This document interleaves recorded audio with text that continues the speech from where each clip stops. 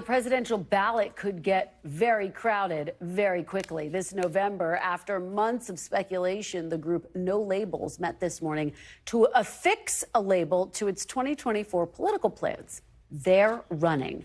In a virtual meeting earlier today, the centrist organization decided to move forward with a third-party presidential ticket this November, though the group has not publicly said whom it's considering to put on the ticket. But they hope to make an announcement as soon as they accelerate their candidate outreach and finalize a process for selecting a ticket. Now, No Labels says they have ballot access in at least 16 states, including battlegrounds, Arizona and North Carolina, and are actively gathering signatures in other states. Joining me now is former North Carolina Republican Governor Pat McCrory. He is a co-chair of No Labels, and this is his first interview since the group's meeting this morning. Governor, thank you for joining me. I really appreciate it. It's great seeing my friend again. Thank you. It is great to see you. So we are all sitting on the edge of our seats. You are going to run a ticket. Can you tell us who's going to be on the ticket?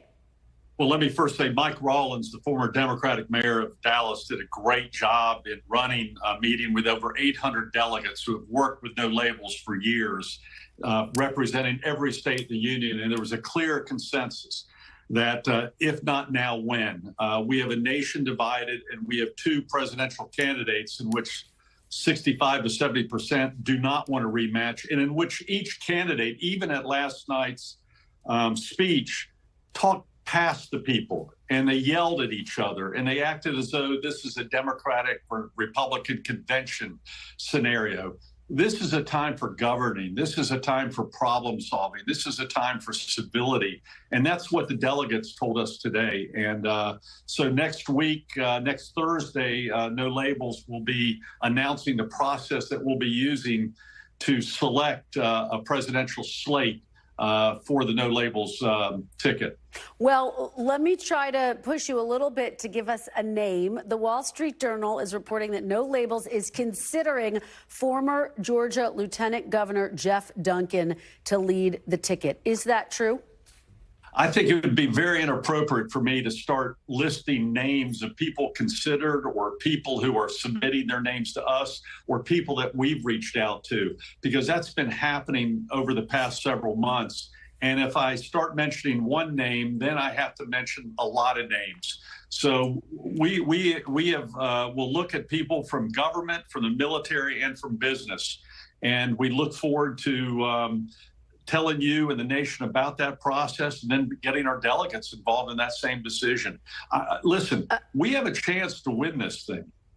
This will not, by the way, you mentioned battleground states. If we get in this race, this will not just be a race with 7 states. This will be a nationwide race, and it's about time. Governor, I'm going to challenge you on that notion that you think you can win. But before I do, Let me just try one more time.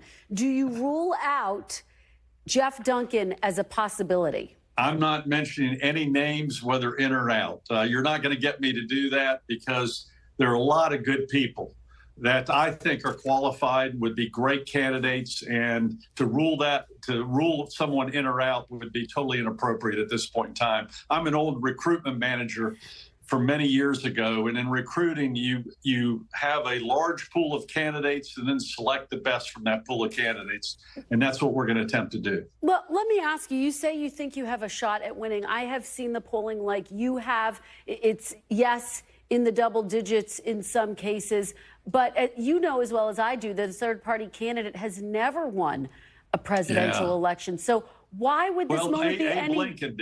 Abe Lincoln did. In modern history, I should say, in modern American history. Why would this election, Governor, be any different, especially given how divided the country is right now? Because we've never seen this division. When Ross Perot ran, about 40% of the people disagreed with Bush or Clinton at the time, 40%.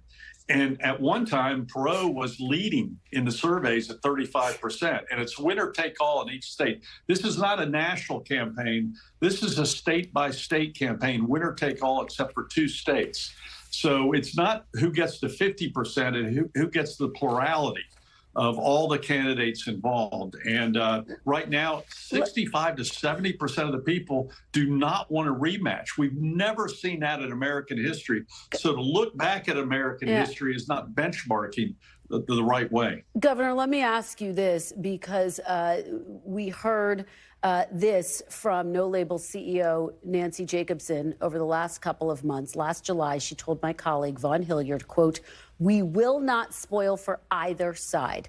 The only reason to do this is to win." But then last month, she told The Atlantic, this organization is not in it to win it. This organization is in it to give people a choice. So which is it? Are you in it to win or not? I'm not sure that second quote is probably the whole story in what she said, because Nancy, who was the visionary leader of this group, decided this concept of that the country can do better. The two parties are failing us. They haven't solved the immigration problem. They haven't solved the deficit problem. They can't get together on Ukraine, the Middle East, Israel, you name it. They are not doing any work. They're not governing. And the people are shouting, we can do better as a country than the two people that the two parties have nominated, despite what the majority of American people are saying. They want some common sense solutions to some very complex issues that are being kicked down the road. Nancy Jacobson is saying she does not want the candidates to be a spoiler. If you get to a point where it is September and you're looking at the polls and you realize you will be a spoiler for President Biden, for example, what would you do? Would you then advise the candidates to drop out of the race? I'm actually more worried about either Trump or Biden being a spoiler for us. And you might want to ask them the same question. Would they drop out of the race if they saw a third-party candidate from No Labels winning and having a choice? So I think that it can apply to everyone involved at this point in time, come September, October, or even right before the election. All right. Former Governor Pat McCrory, I have a million more questions for you, so you're going to have to come back. Please come back when you have some candidates to announce. We're going to stay on top of this. I love your round table anytime. Well, you are always welcome. Thank you so much for being here. Really appreciate it. Thank you very much. Bye-bye. Thanks for watching. Stay updated about breaking news and top stories on the NBC News app or follow us on social media.